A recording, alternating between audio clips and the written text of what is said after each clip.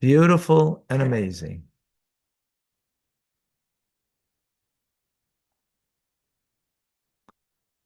All right. All right, Tanya, yes. Let me just confirm that I'm on Facebook, YouTube. Someone just mentioned that on the feed. For some reason,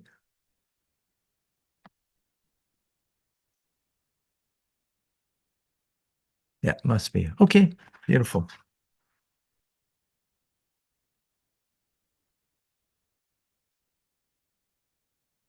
Sacrifice, self-sacrifice. In the world we live in, it's not so PC. You know, everybody's looking, what's in it for me?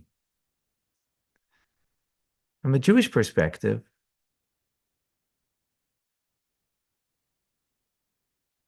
sacrifice is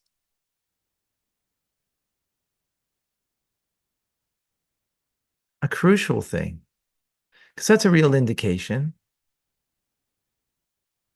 that we are giving of ourselves, that we are um, giving a piece of ourselves, that it really means something to us. Perfect example is, you know, where do we sacrifice? Where do we see that most? In raising children. And without the sacrifice, um, without the sacrifice, um, children wouldn't get raised properly.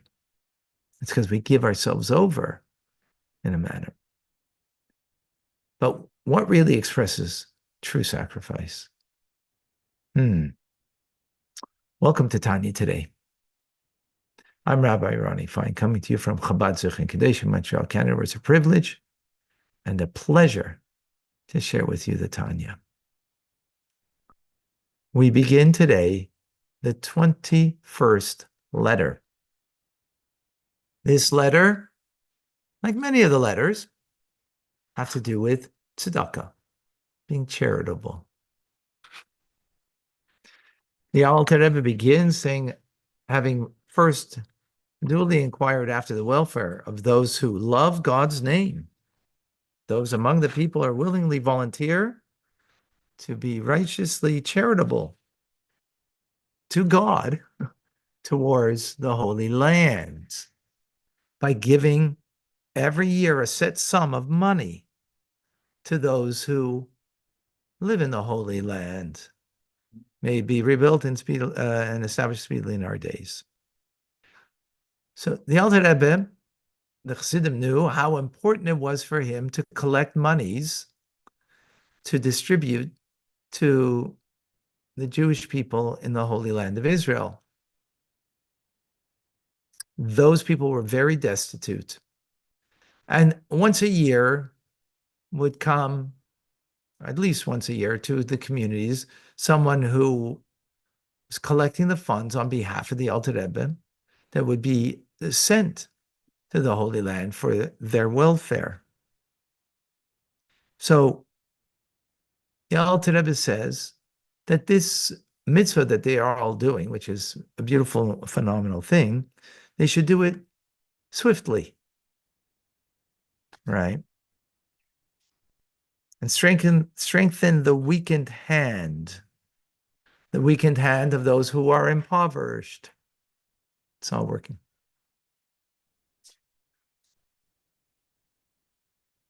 Because those there in the land of Israel were like really destitute in those days, as the Holy Land was under the dominion of the Ottoman Empire.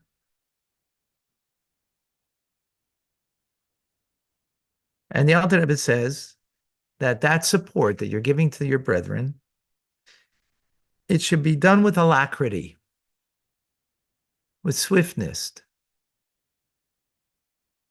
In other words, don't wait to the end of the year to gather your monies of what you pledged to give, but you should do it promptly, like at the beginning. At the beginning, either the beginning of the year or, to collect, um, to collect, whether it be monthly, to have those monies, not at one time one point at the end. No, it's in other words, what he's saying, the yearly, what you're giving, give it swiftly, don't wait upon it. That's the exactly. He's not talking about the amount here. Right? Whether it be weekly or monthly, whatever it is, but separate it weekly or monthly, so it's already been set aside. You've done the mitzvah by setting it aside, even if it wasn't necessarily handed over yet. But the fact that you set it aside, right? And as our sages say, that at all times, mitzvahs should be done promptly, right? In other words, mitzvahs, you could do your thing first and then do a mitzvah, or do God's thing first and then do your thing. That's doing something promptly. Now, this idea of promptness, of swiftness, we learn it out from Avram Avinu, from Abraham, our forefather, that he was eager to fulfill God's bidding. So he explains, where do we see Avraham Avinu's true sacrifice for God? It's by the Akedah, by the binding of Isaac, right? Where he says, please take your son and bring him as an offering, which of course was only, he inferred that he would bring him as an offering. It means that he, in the end, wasn't Oila, that he was holy and he couldn't leave the land of Israel. And from the three forefathers, he's the only one who never left the land of Israel because of the holiness that was imbued upon him through this. But that's a side point. That's a side point. So the Alter Rebbe says something very interesting. To be an offering for God, well, there are a lot of people who've been offerings for God. We're living through it. October 7th, right? They sanctified God's name. And God didn't even speak to them to do it. Yet they were a sanctification offering to God, right? So, the fact that Abraham, God spoke to him, like, what's the big deal? And God spoke to you, also. So the big deal is that he did it swiftly. Not what he did, but how he did it, which is important, right? It's not what we do, it's how we do it. What's important. In other words, in an optimal way, it's how we do it. And how did he do it? He didn't didn't hesitate. He didn't have a limp in his leg and walk slowly. He walked eagerly to fulfill, swiftly. He woke up early in the morning. He saddled his own donkey rather than having his helpers that usually did that. He was showing alacrity, swiftness, to demonstrate that he has an eager desire to fulfill the will of God. He is the example of Avram Avinu, Abraham, that what it means that we do every mitzvah with alacrity, with swiftness. And this shows, of course, on the true sacrifice. He didn't just sacrifice in his actions. He gave over himself totally, even in heart and soul. In every aspect, he gave himself over to Hashem to fulfill the will of Hashem. So now this is in every mitzvah that we need alacrity, we need swiftness, but in particular with charity. Particularly with charity. as charity protects us and saves us, right? As it says, tzedakah tatzil mimovis, as charity saves from death or from any negative thing. Giving charity protects us from that. From that and all other kind of calamities. So, therefore, it's certainly our benefit, not just, in spiritual terms, but in physical terms in this world, that we should give charity swiftly, because if you're going to wait to give it, right? A person's judged every day. There's a judgment every day on a person. We come from Rosh Hashanah Yom Kippur where we got judged. But that judgment is like, there's a warehouse of goods that we got judged upon above that is for us. The question is, from that warehouse, what am I getting today? What will I get tomorrow? What will be the day after?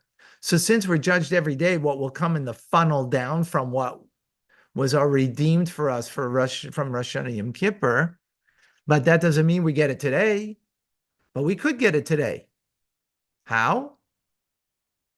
When we recognize, when we do something swiftly, so then we'll have a more favorable judgment for today. Therefore, give charity promptly, with alacrity, swiftly, all of the above. Right? And you get a meritorious judgment. Right? And we're meritorious judgment. Exactly. But that's why it's better to give it continuously, so throughout the period, it's contributing to a positive judgment on a daily basis. Right. Yeah. So that for that reason, let's say you pledged, to give $1,000. So you could give it in one shot. So if you give it in one shot in the beginning, so fine, right? That's good. But if you pledged it and you could pay it off in the year, so better to pay it off here every month or every week. So then you are getting, something favorable in this respect of the judgment, not waiting for the one time. Right. Now, again, you can give it up front, all of it, but let's say you pledge and you don't have the monies now. Okay, so you're paying it over time rather than waiting and giving it only at the end. That's the point he's making over here. That's swiftly, exactly. Any questions? I thought our priority was to give tzedakah to those like closest to you, in terms of like you should focus on like if your family has needs within your community, and then But that also, there's a question about doing swiftly. So here, remember, this is the Alter Rebbe's very personal tzedakah that he was collecting for. He collected for them because I guess there weren't too many. First of all, they were much more destitute than the Jews that were living under the Tsar of Russia at the time. There was no comparison of how destitute they were in the land of Israel. It was terrible. Um, things, everybody in Russia could grow something, you know. They not necessarily they could do that in Israel. The land was so arid, it was so rocky terrain, and it was just not, back in the day. So that was the reality. So he took it upon himself, especially because he had a mentor of his, or a mental haradoker, who had moved there, and he took it upon himself to be supportive of him and his following. But this all still applies to today. Yeah. Of course it applies, right? The point is swiftness in doing the mitzvah. That's the point, right? Of course, that applies to every mitzvah, but as the Alter Rebbe says here, particularly when it comes to tzedakah.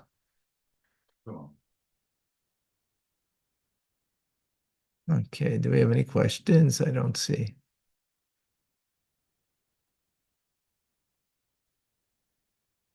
But do you mean swift? I'm going to give two things. You mean it in both senses, or one? swiftness in the fact that like you just like you said earlier, you rush to do it. Like you don't wait. You don't say, "Oh, I'm gonna give my tzedakah later today after I like go to the store." You're like, okay, I want to give tzedakah. I'm gonna do it now. In that sense, and then in the other sense, like the regularity of it. Like, are you using the word swiftly to describe the regularity of it? Because I just don't get how the word swift applies to that. No, well, what it applies that if you're giving it at the end of the year, do it swiftly and do it every week or every month.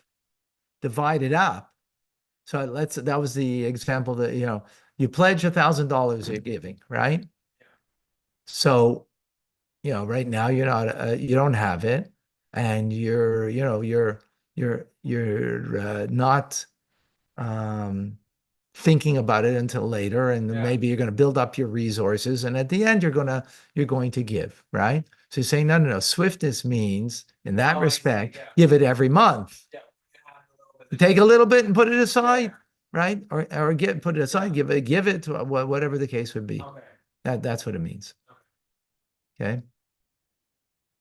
Okay, amazing. Jeff, is giving money to research to cure diseases considered tzedakah? Good question, Jeff.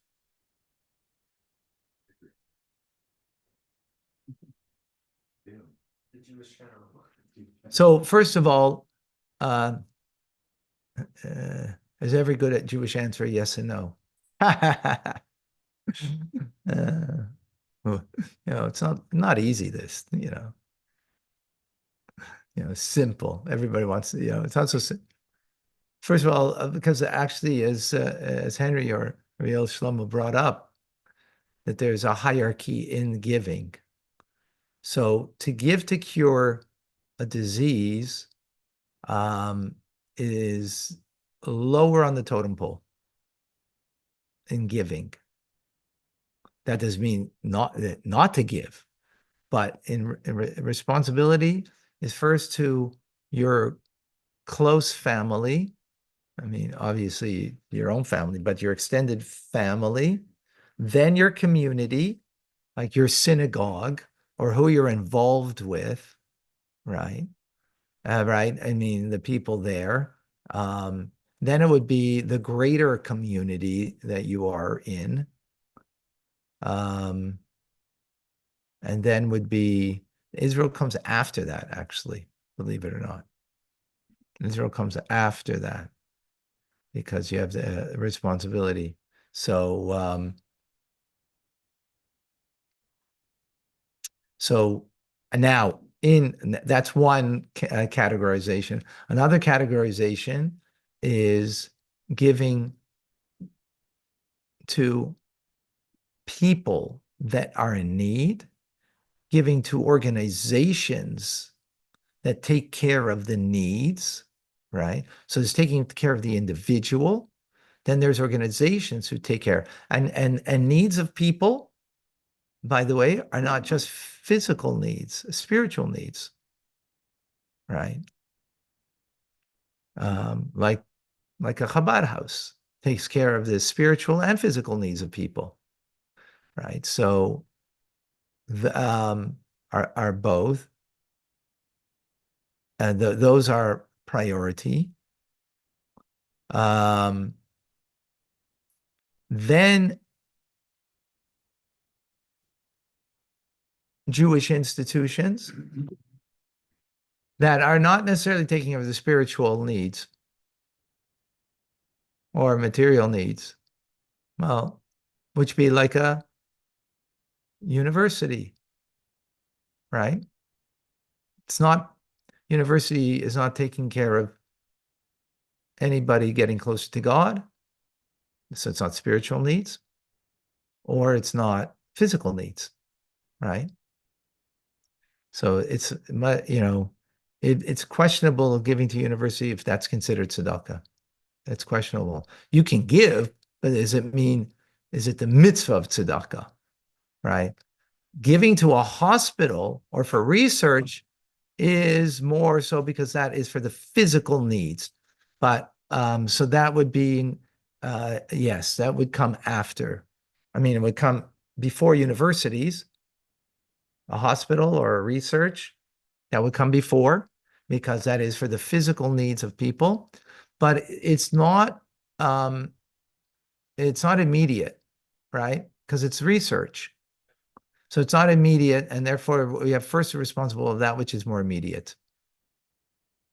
I hope that was clear, Jeff. So That better was- to donate to someone who actually has cancer and needs help than like to give. Yeah, so if someone has, God forbid, a sickness and they need help, so the family needs help or whatever, because maybe the person can't work now, Yeah, right? So that would be more important to help than it would be to give for curing cancer. Again, that doesn't mean you can't give to that. It's just giving the hierarchy. What does that mean? I don't follow what you're saying.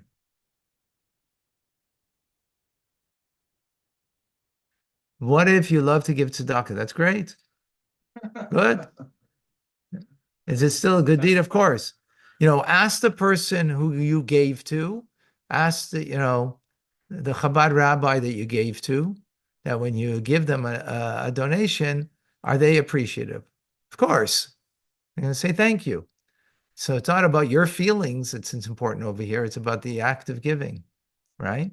What about giving to policemen or police force that saved me? Yeah, that's physical well-being, on some level. Again, you can give to these. We're giving a hierarchy of giving. That's the point over here. I think that's what's clear. Needs to be clear. but at that point though, there has to be a difference between if I just give you money because like I want to give you money to like for you to go buy a car. Like, let's just say let's say I'm your father and I'm like, here's $10,000, go have fun with it. That's not That's not tzedakah. tzedakah. No, It has to be someone has a need for something right. and they can't provide for themselves. Yeah, if you're buying clothes for your children, they have a need for that, but that's not tzedakah. That's taking care of your family. Now, if you are very poor, right? So you got to make sure your kids have clothes before you're gonna take care of someone else's clothing. Yeah. Yes. Andrew, is giving money to my local Chabad I attend while not mandated. Yes, that is tzedakah. Why is it not mandated? Yeah, you have to give to your local Chabad. Oh, to give a Hurricane Milton for those who've been affected? Of course, that's tzedakah. Absolutely.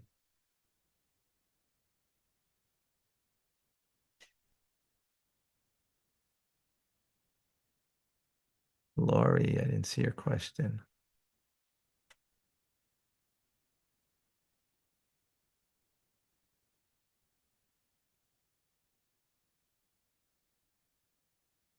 Vicky, I like to give to individuals that are obviously suffering by offering meals or needed things. Yeah. Tzedakah doesn't have to be only money, right? If you give them food, and by the way, that costs you money, right? Right? Clothing costs you money. Now, is that sufficient to give the clothing that maybe you don't wear anymore? That will not be sufficient as tzedakah. Right, but it is tzedakah. Giving tzedakah, which returns to the individual. In this instance, we said that you get judged every day, and therefore you have more favorable judgment. Okay, Lori, to give to a grown child who is in need, is that tzedakah? To your grown child or to someone else's grown child? If it's your child that's grown and they're in need, let's say they don't live with you, right? And they're in need, so then there is an idea of giving them as, first responsibility. Yes, there is such a thing. If it's someone, it's not your child, but it's your child, I would understand. Then there is a mitzvah, there's still a mitzvah for your child who's not living with you, who you have responsibility or you take responsibility. In other words, you're not really responsible for them at this point because they're, grown adults. All right, folks. Amazing. Psh. A reminder tonight, 6:30, Torah studies. Please join us as we prepare for Sukkot. Zman Simchasinu, a time for our rejoicing. Time to rejoice. So gotta learn how to rejoice. All right. And Rambam coming up now for a bit. I'm Rabbi Ronnie Fine, coming to you from Chabad Zich and Kadesh.